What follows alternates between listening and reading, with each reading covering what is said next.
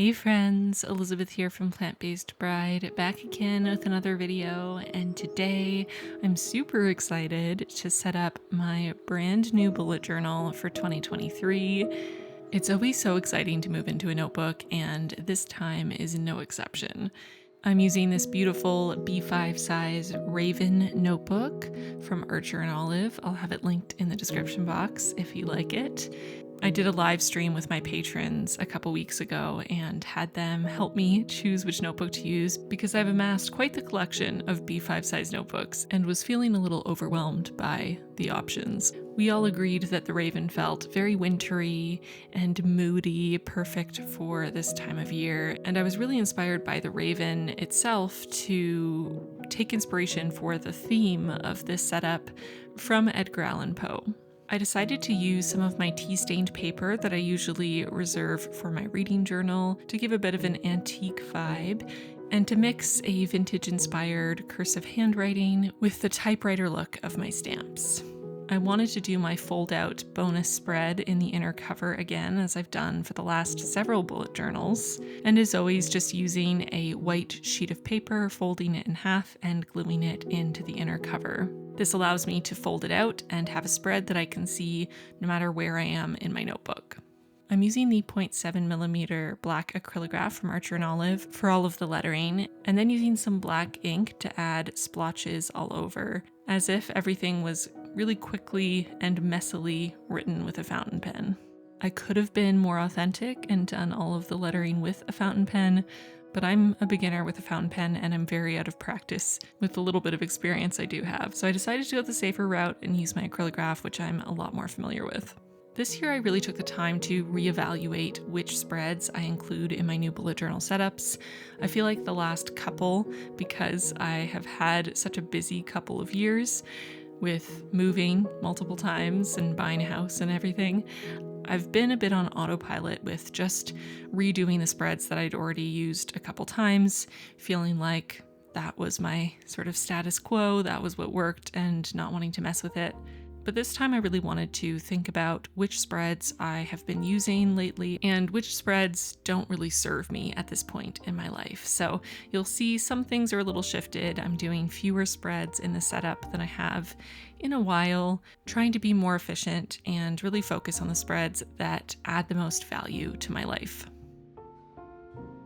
Of course, my fold-out spread is always going to be my grid spacing, despite the fact that I've used Archer and Olive B5 size notebooks for several years now.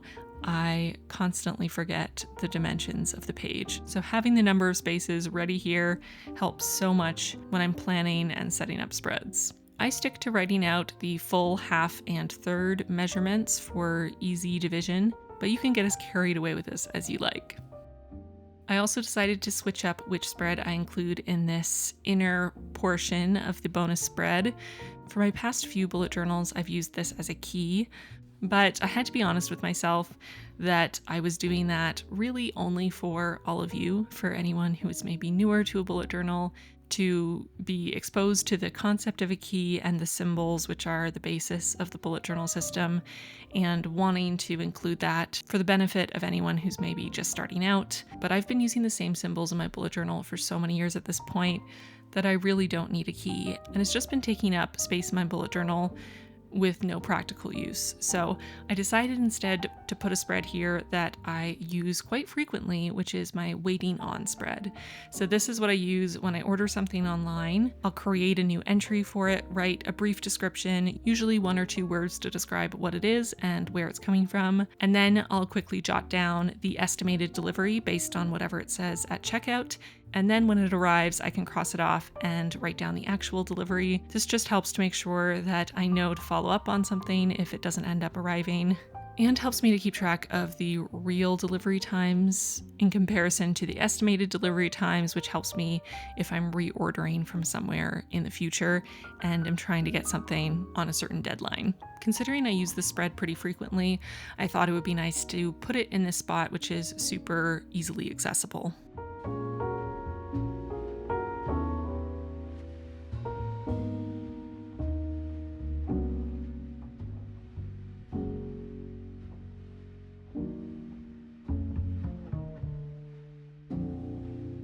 Flipping over to my next spread, which is going to be less of a practical spread, but one that I really didn't want to omit, which is a header for the new year and a quote. Of course, using the Raven notebook and taking inspiration from Edgar Allan Poe, I wanted to create a messy, ink splattery, Raven-inspired artwork. And then, of course, to use a classic Edgar Allan Poe quote, which I used before back when I did that Raven theme for my husband, which must have been last year at this point. I'll link that down below if you want to see more Raven-related art, but it's a classic for a reason.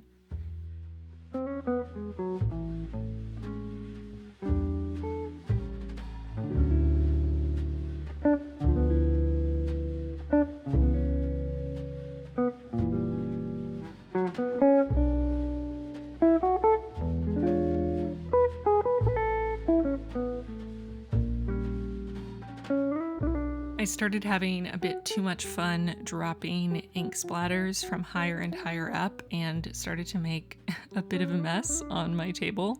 I would definitely recommend, if you're trying something like this, to lay out some scrap paper or something underneath your notebook to avoid staining your table with a bunch of ink like I did. It was pretty fun though.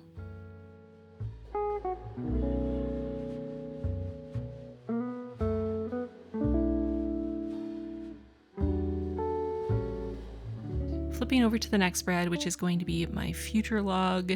I've been getting quite a few questions about whether I'm going to do 2023 calendar stickers, and the answer is complicated. In terms of physical stickers, no, I won't be. Shipping has become so ridiculously expensive that I really feel not okay about charging for the true cost of shipping, but the profit margins on making the stickers are so tiny that I can't afford to subsidize shipping or pay for part of the shipping. It just doesn't make sense for me to do physical stickers right now. As far as digital stickers, I haven't had time to design them yet, so they aren't for sale yet. It's possible that after Plantmas is done, I will find the time to do them, but I was also hoping to take a week or two off of work because I don't get a lot of time off during the year. So right now things are up in the air. Right now they're not available, and I apologize to anyone who has enjoyed using them over the last couple of years. I've been so busy, and it takes a lot longer to design them than you might think. So that's where I'm at now. I will keep y'all updated, probably on my Instagram. If you want to get updates on that, if you have more questions about that, feel free to reach out to me over there.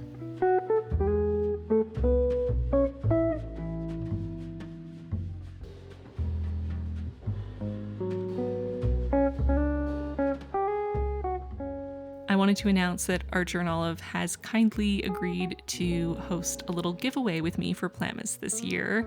One lucky winner will get a notebook of their choice from the Art Journal website, any size or style that's in stock, and a set of acrylograph pens. All of the rules and how to enter will be in the description box. Make sure to read those carefully, and I'll reach out to the winner as well as announcing them in the pinned comment on the 25th.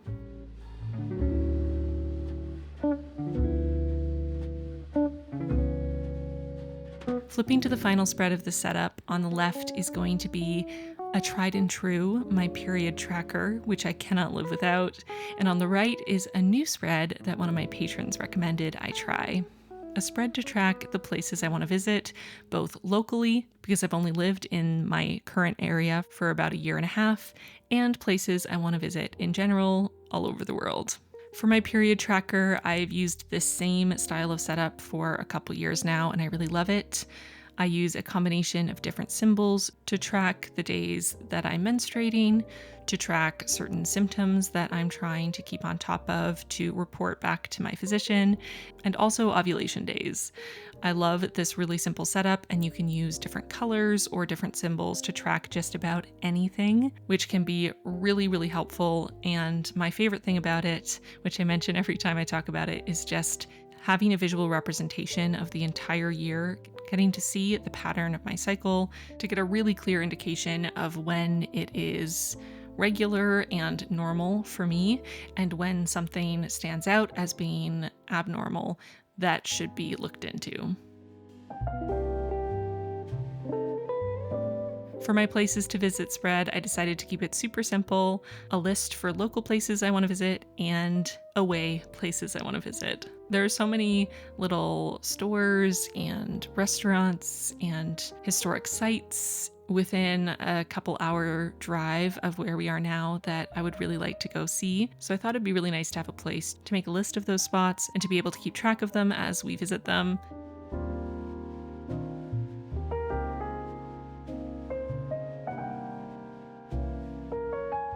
And that is it for my new bullet journal setup. I'll do a quick little flip through so you can see all the spreads. I really like how this theme turned out with the mix of the handwriting and the stamps to look like a typewriter, the ink splotches, the messiness, and of course, the warmth and texture that comes from the tea-stained paper. I'm loving it, and I'm so excited to move into this bullet journal on January 1st. Thank you so much for watching this video. If you missed Plantmas Day 1 and 2, make sure to go back and watch those. They'll be linked in the description box. Don't forget to subscribe if you haven't already and hit that bell notification so you will know right away when I upload Plantmas Day 4, 5, 6, and 7. And with that, I'm going to get going. Thank you so much for watching this video, and I'll see you really soon in my next one for Plantmas Day 4. Bye, friends.